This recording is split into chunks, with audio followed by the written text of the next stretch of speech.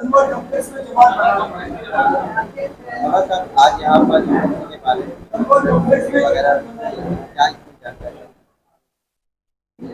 आज के इस मीटिंग में लॉ कमीशन की तरफ से जो यूसीसी के बारे में लोगों से राय तलब की गई है कि आपको यूनिफॉर्म सिविल कोड मंजूर है या नहीं है, उस सिलसिले में लोगों को जमा किया गया था और यूनिफॉर्म सिविल कोड की क्या खराबियां हैं और उससे इस हमारे मुल्क में क्या इंतशार पैदा होगा, क्या बदअमनी पैदा होगी और इस अदम इत्मीनान की सूरत में मुल्क को क्या नुकसान पहुंचेगा, उस सिलसिले में बेदारी पैदा करने के लिए ये मीटिंग बुलाई गई।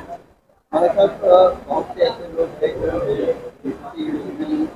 के बारे में समझ नहीं पा रहे, तो आप थोड़ा सा पहुँच करके जो खामियाँ हैं, खराबी है, उसके बारे में आप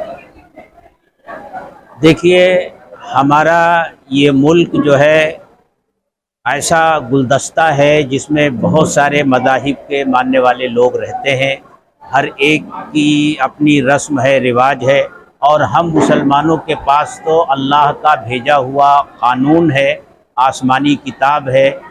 तो हर एक अपने मज़हब के बारे में ये यकीन रखता है कि मेरी नजात उसी पर अमल करने में होगी। अगर ये आज़ादी सबको हासिल है तब तो हर आदमी मुतमईन और खुश रहता है, और जब आदमी मुतमईन और खुश रहता है तो हर तरह का अमन और सुकून होता है और पूरे मुल्क के लिए ये अच्छी चीज़ होती है। और मज़हब के ताल्लुक़ से अगर गैर महफूज होने का मसला खड़ा हो जाता है, मुसलमान समझे मेरा मज़हब महफूज नहीं, हिंदू समझे मेरा मज़हब महफूज नहीं, जैन सिख और जो कबायली हैं वो समझें हमारे रीत रिवाज महफूज नहीं, तो जिस तरह की बेचैनी पैदा होगी और अदम तहफ़्फ़ुज़ का एहसास उनके अंदर पैदा होगा तो ये मुल्क के लिए बहुत ख़तरे की चीज़ होगी। इस हालत में मुल्क तरक्की की राह पर नहीं चल सकता, बाहमी झगड़ों में ये मुल्क मुब्तला होकर के रह जाएगा। खास करके मुसलमानों को इसको लेकर बेदारी नहीं है, नौजवानों को इसके लेकर के तो हमने अभी अपनी शिकायत लोगों के सामने दर्ज करवाई कि इतना अहम मसला है और ये मीटिंग बुलाई गई और मुसलमानों की इतनी कम तादाद आई।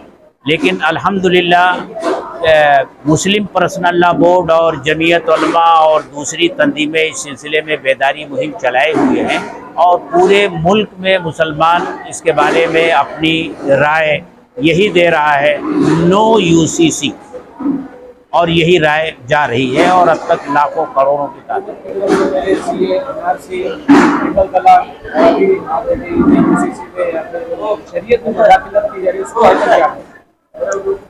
भाई, शरीयत में मुदाखलत जो भी हो रही है उसी सिलसिले में हमारी ये कोशिश चल रही है कि शरीयत में मुदाखलत ना हो। ये हमारा दीन है और ये आसमानी दीन है, इसमें मुदाखलत गोया हमें जो हक़ दिया गया है दस्तूर हिंद की दफ़ा 25 और 26 में कि इस मुल्क के रहने वाले हर शहरी को उसके मज़हब पर अमल करने की, उसकी तबलीग की, उसके लिए तालीमी इदारे कायम की मुकम्मल आज़ादी होगी। ये यूनिफॉर्म सिविल कोड जो हमारे ऊपर थोपा जा रहा है हमारे उस बुनियादी हक़ से मुतसादिम है। सोशल मीडिया के जरिए इसकी मुखालिफत की जा रही है, इसके आगे 14 तारीख के बाद क्या लाएगा? देखिए, अभी तक तो 14 तारीख़ तक हमें मुस्लिम पर्सनल लॉ की तरफ से जो हिदायत मिली हैं कि हम अपनी राय लॉ कमीशन में दाखिल करें कि हमें ये मंजूर नहीं है। 14 तारीख़ के बाद क्या हालात होते हैं फिर उस वक्त मुस्लिम पर्सनल लॉ बोर्ड की तरफ से हमारे सामने जो हिदायत आएंगी हम उन पर अमल करेंगे। इस तरीके से ट्रिपल तलाक, एनआरसी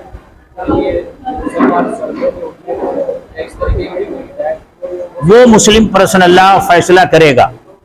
हमने साफ कहा, मुस्लिम पर्सनल लॉ बोर्ड का जो फैसला होगा हिंदुस्तान का पूरा मुसलमान उनके फैसले के पीछे खड़ा। मैं डॉक्टर जलाल पठान, एक्स जज और member of legal service authority, ये बताना चाहूँगा कि अभी ये यूसीसी के बारे में जितना अवेयरनेस कैंप चल रहा है, अगर गवर्नमेंट की तरफ से या जो लॉ कमीशन की तरफ से अगर हम लोगों को एक ड्राफ्ट मिल जाता हम लोग प्रॉपर एक्शन ले जाते। ड्राफ्ट ना आने की वजह से क्या हो रहा है कि हम लोग ही घूम रहे हैं, और गवर्नमेंट हमको ऐसा लग रहा है कि गवर्नमेंट हमको जानबूझ के ड्राफ्ट नहीं दे रही, ये हमारी कौम को मिसगाइड किया जा रहा है और ये सिर्फ उकसाने का एक काम चल रहा है गवर्नमेंट की तरफ से। ड्राफ्ट तो कोई लिया नहीं जा रहा है और हमको बोल रहे कि ओपिनियन दो, ऑब्जेक्शंस मंगाओ। जब हमारे पास में ड्राफ्ट ही नहीं आएगा तो हम लोग किस चीज का ऑब्जेक्शन देंगे या ओपिनियन देंगे। मैं तो कहूंगा कि हो सके उतनी जल्दी एक ड्राफ्ट जो है जल्दी से जल्दी क्रिएट किया जाए और उसको गैजेट किया जाए, क्योंकि जब से कानून बन रहे हैं, आज भी बन रहे हैं, पिछले भी बने हैं और आगे भी बनेंगे इंशाल्लाह। इसका एक प्रोसेस होता है कि जब तुम्हारा उस कानून के रिलेटेड उसका एक ड्राफ्ट बनाया जाता है, उसमें कंटेंट्स होते हैं, कुछ सेक्शंस होते हैं, तो वही अभी तक आया नहीं, तो हम लोग किस तरीके से उसको ऑब्जेक्शन दें। 14 तारीख जो आने वाली और आप हाँ। पैनल में भी शामिल हो जी इंशाल्लाह हम लोग ये बताएंगे कि हम लोगों को ये कानूनी मंजूरी है। इसके जो नाम से हमको जो पता चल रहा है कि ये जो है ये आज की law of article for the equality and article for the liberty, ये दोनों पे इसका अटैक हो रहा है। और अगर यूनिफॉर्म सिविल कोड लाना ही है, ला ही रहे, तो फिर इक्वलिटी और लिबर्टी का मतलब ही क्या है? तो रद्द करने के लिए किस तरीके की तैयारी? रद्द करने के लिए तो हमारे पास में अभी तो ड्राफ्ट नहीं है, लेकिन जब ड्राफ्ट आएगा तो हम लोग उसको कानूनी तौर पर रिटर्न में हम लोग उसको ऑब्जेक्शन देंगे। आज हम लोग ऑब्जेक्शन ले रहे हैं, लेकिन हम रिटर्न में नहीं, उसको सिर्फ एक फॉर्मल ऑब्जेक्शन दे रहे हैं। हम लोग, हमको ये नहीं चाहिए। अगर अगर हमको इसके डिटेल्स में देंगे तो हम लोग जो है वो अपना रिटर्न वहाँ पे दे देंगे।